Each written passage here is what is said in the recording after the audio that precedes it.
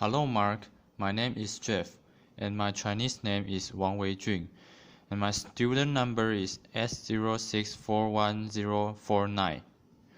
I'm the freshman major in English, and today I'm going to read Why You Should Define Your Fears Instead of Your Goals by Ferriss. So this happy pic of me was taken in 1999.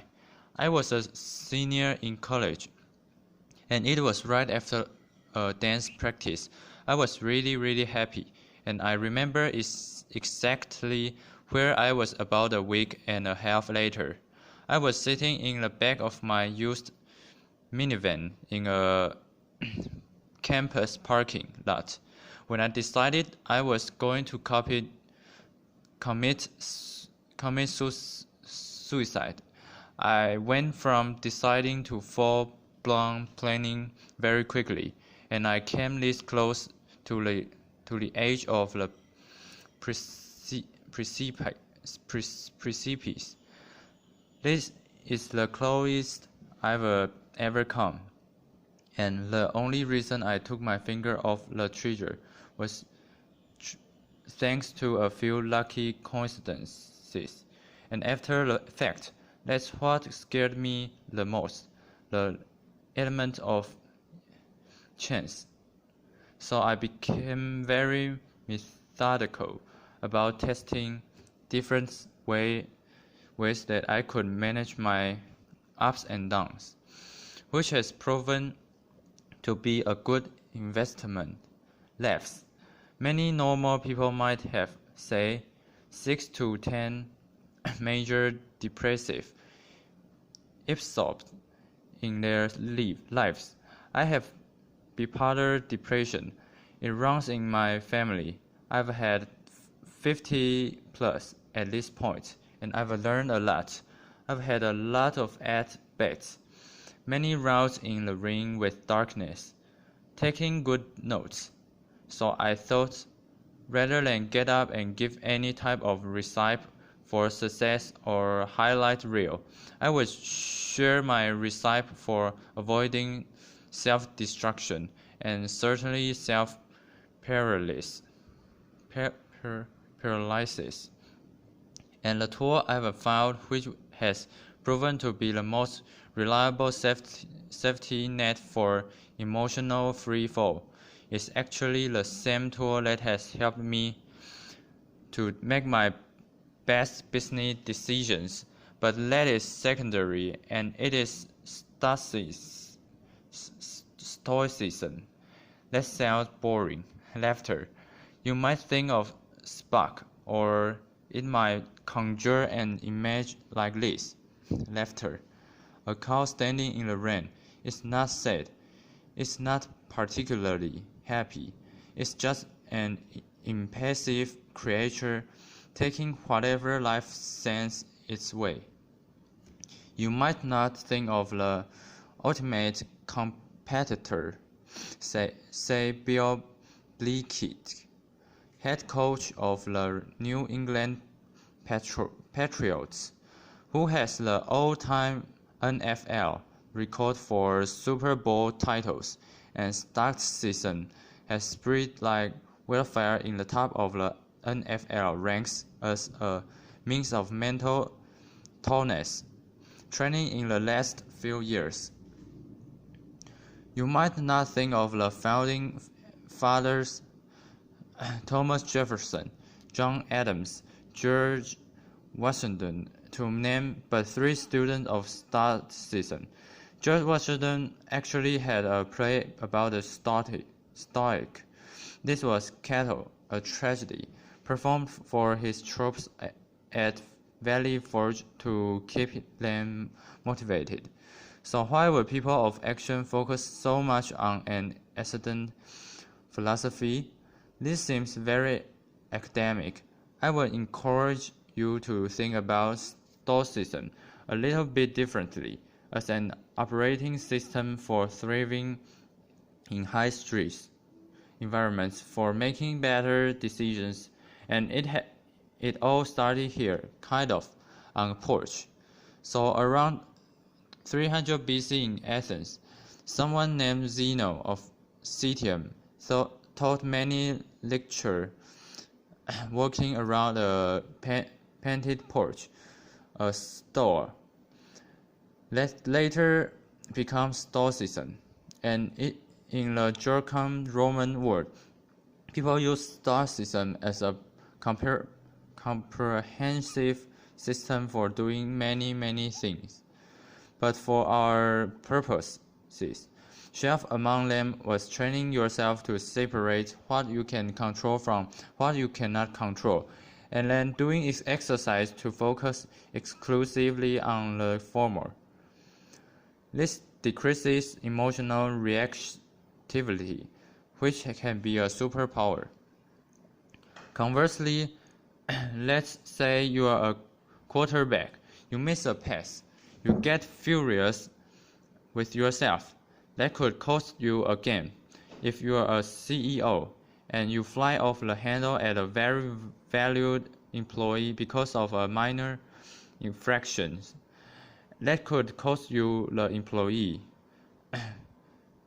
If you are a college student who say, is in a downward spiral,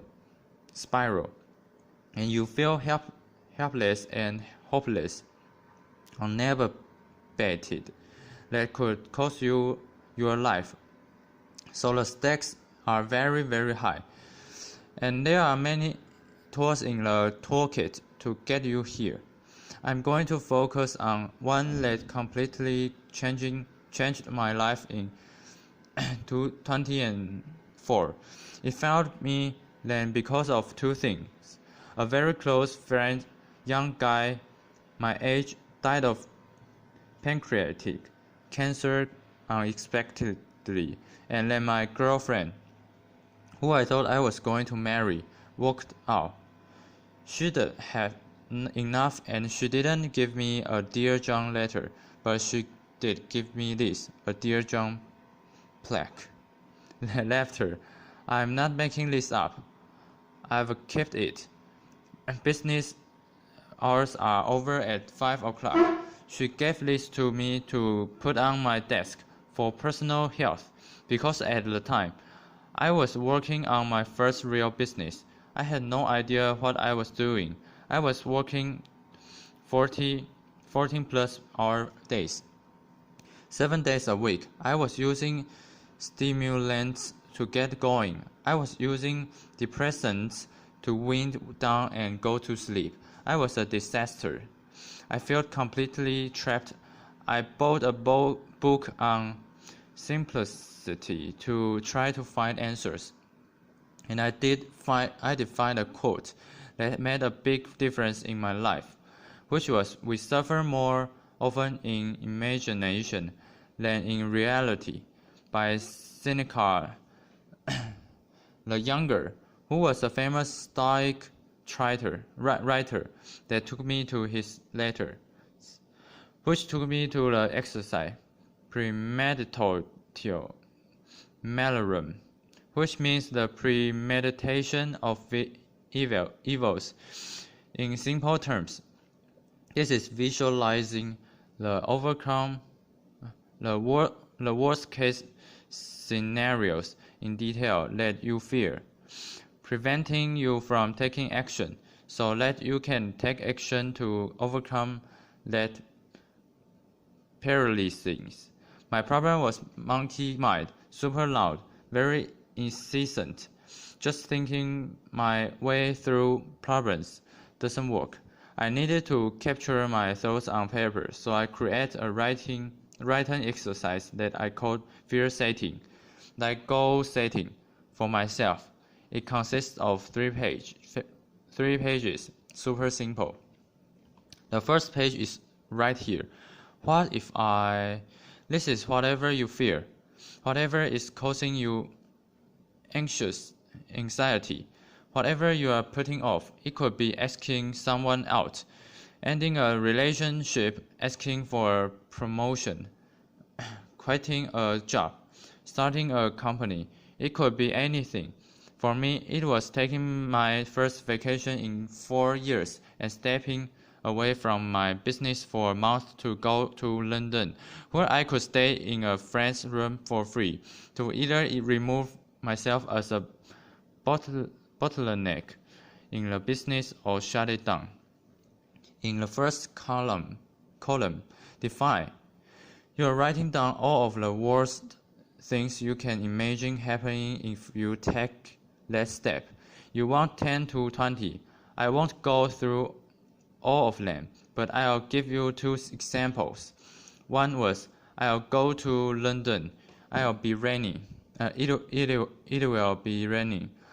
I'll get depressed, and whole thing will be a huge waste of time. Number 2, I'll miss a letter from the IRS, and I'll get audited, or raided, or shut down, or some such. And then you go to the prevent column. In that column, you write down the answer to, what could I do to prevent each of these bullets from happening, or at the very least, decrease the likelihood even a little bit. So for getting depressed in London, I could take a portable blue light with me and use it for 15 minutes in the morning. I knew that helped stave off depressive episodes. For the IRS bit, I could change the mailing address on files with the IRS, so the paperwork would go to my accountant instead of to my UPS address. Easy peasy. Then we go to repair. So if the worst case scenarios happen, what could you do to repair the damage even a little bit? Or who could you ask for help? So in the first case, London, well, I could fork over some money, fly to Spain, get some sun, undo the damage. So I got into a funk. In the case of missing a letter from the IRS, I could call the friend who is lower or ask, say, a professor of law, what they would recommend, who I should talk to, how had people handled this in the past. So one question to keep in mind as you are doing this first page is, has anyone else in the history of time less intelligent or less driving figured this out? Chances are the answer is yes. Laughter. The second page is simple. What might be the benefits of an attempt or a partial success? You can see we're playing up the fears and really taking a conservative look at the upside. So if you attempt whatever you are considering, might you build confidence, develop skills, emotionally, financially, otherwise? What might be the benefits of, say, a base hit? Spend 10 to 15 minutes on it. Page 3. This might be the most important, so don't skip it. The cost of an inaction. Humans are very good at considering what might go wrong. If we try something new, say, ask for a raise, what we don't often consider is the atrocious cost of the status quo, not changing anything. So you should ask yourself, if I avoid this action or decision and actions and decisions like it, what might my life look like in, say, 6 months, 12 months, 3 years? Any further out, it starts to seem intangible and really get detailed. Again, emotionally, financially, physically, whatever. And when I did it, it painted a terrifying picture. I was self-medicating. My business was going to implode at many moments at all time. If I didn't step away, my relationships were fraying or failing, and I realized that inaction was no longer an option for me. Those are the 3 pages. That's fear setting. And after this, I realized that on a scale of 1 to 10, 1 being minimal impact, 10 being maximal impact. So if I took the trip, I was risking a 1 to 3 of temporary and reversible pain for an 8 to 10 of positive, life-changing impact that could be a semi-permanent. So I took the trip. None of the disasters came to pass. There were some hiccups. Sure, I was able to extricate myself from the business. I ended up extending that trip for a year and a half around the world, and that became the basis for my first book, and leads me here today. And I can trace all of my biggest wins and all of my biggest disasters averted back to doing fear setting at least once a quarter. It's not a panacea. You'll find that some of your fears are very well founded. Laughter. But you shouldn't conclude that without first putting them under a microscope. And it doesn't make all the hard times, the hard choices, easy, but it can make a lot of them easier. I'd like to close with a profile of one of my favorite modern-day Stoics. This is Jerry Jurgeric. He is a 4-time world champion in Olympics weightlifting, political refugee, published poet, 62 years old. He can still kick my ass and probably most asses in this room. He's an impressive guy. I spent a lot of time on his porch, asking life and training advice. He was part of a solidarity in Poland, which was a non-violent movement for social change that was violently suppressed by the government. He lost his career as a firefighter, then his mentor, a priest, was kidnapped, tortured, killed, and thrown into a river. He was then threatened. He and his wife had to flee Poland, bounce from country to country until they landed in the US with next to nothing, sleeping on floors.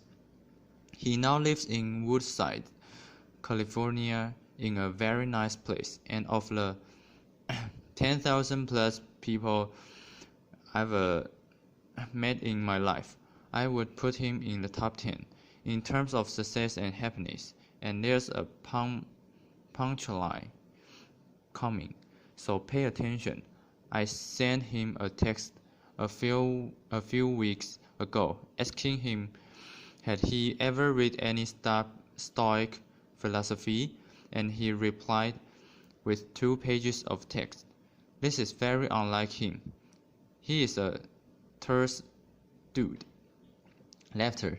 And not only was he familiar with Stoicism, but he pointed out for all of his most important decisions, his inflection points when he stood up for his principle and ethic.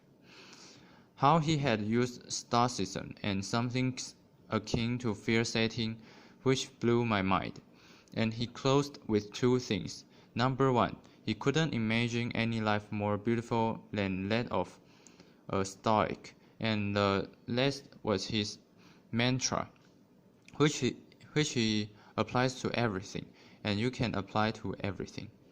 Easy choice says hard time. Hard choice, easy life. The hard choice is what we most fear doing, asking, saying. These are very often exactly what we most need to do, and the biggest challenges and problems we face will never be solved with comfortable conversations, whether it's in your own head or with other people. So I encourage you to ask yourselves, where in your life right now might define your fears and be more important than defining your goals, keeping in mind all the while, and words of Seneca, we suffer more often in imagination than in reality. Thank you very much. Applause.